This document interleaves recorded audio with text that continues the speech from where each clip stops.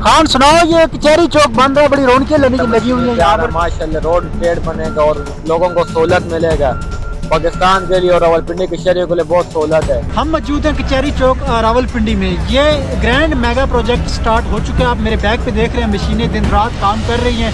तो मेरी तमाम शहरियों से ये दरख्वास्त है कि मुतबादिल रास्ते अख्तियार करें।